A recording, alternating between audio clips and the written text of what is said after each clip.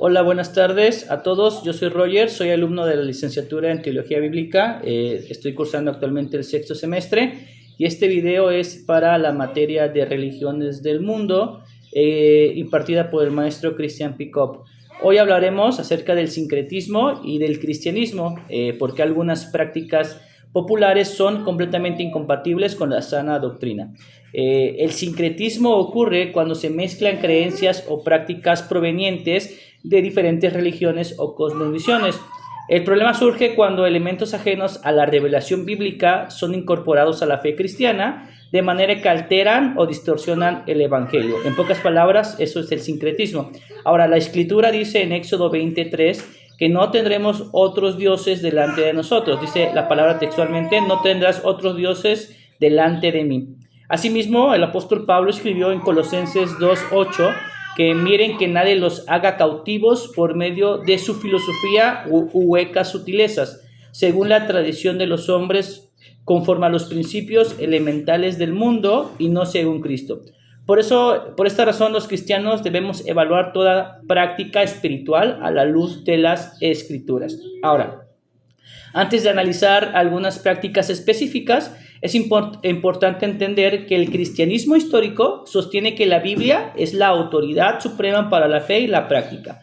La Confesión de Fe de Westminster dice que todo el consejo de Dios tocante a todas las cosas necesarias para su propia gloria, la salvación del hombre, la fe y la vida, está expresamente expuesto o necesariamente contenido en la Santa Escritura. Eso es lo que dice la Confesión de Fe de Westminster. Esto significa que Dios ya ha revelado en las Escrituras,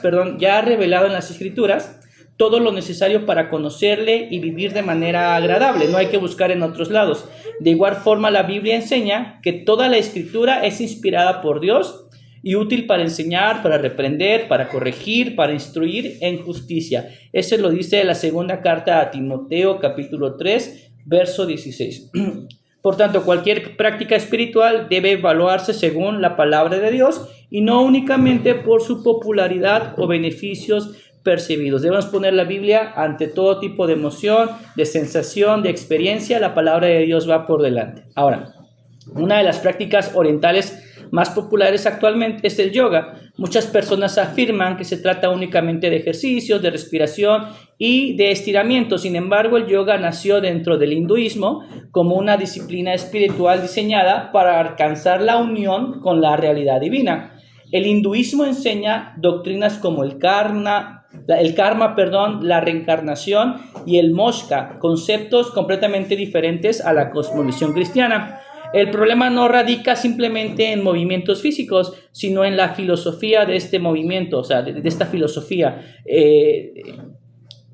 La Biblia enseña que la reconciliación con Dios, no se obtiene mediante técnicas espirituales, sino solamente por medio de Jesucristo. Eso es la manera en la que contrastamos la creencia del yoga con las Escrituras. En Juan 14:16 dice que yo soy el camino, la verdad y la vida, y nadie viene al Padre sino solo por mí, está hablando Jesús en esa porción de la Escritura.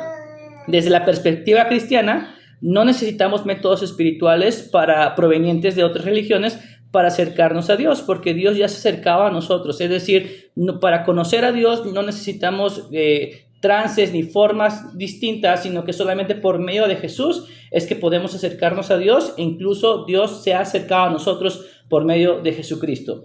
Ahora, hablemos un poco sobre la meditación oriental y la meditación bíblica. Vamos a compararlas un poquito ahí.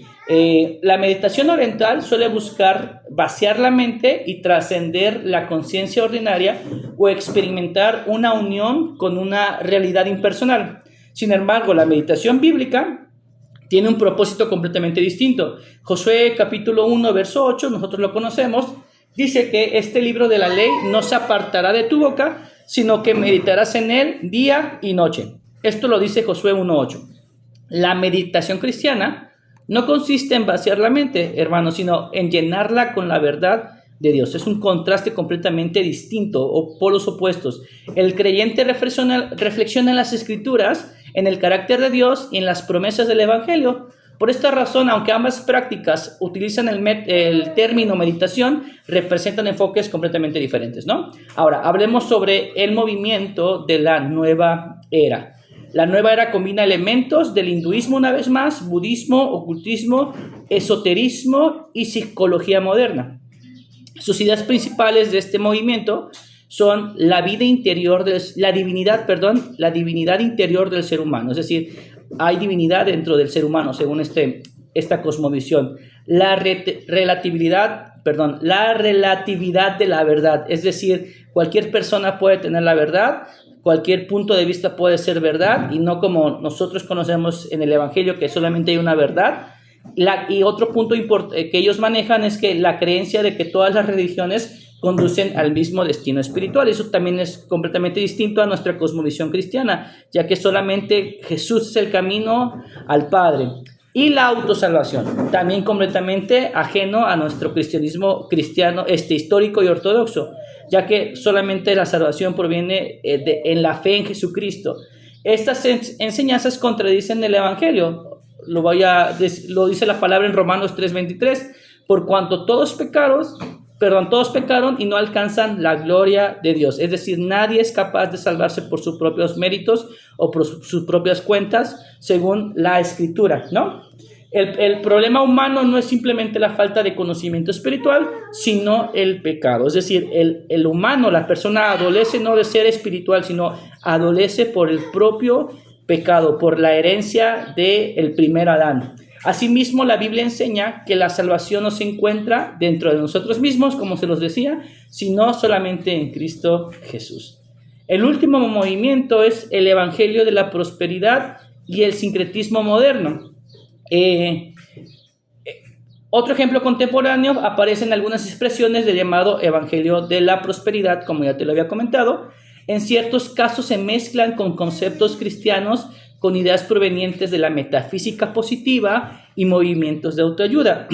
Se enseña que las palabras poseen poder creador o que la fe garantiza automáticamente riqueza, éxito y salud. Sin embargo, estas enseñanzas no reflejan la doctrina histórica.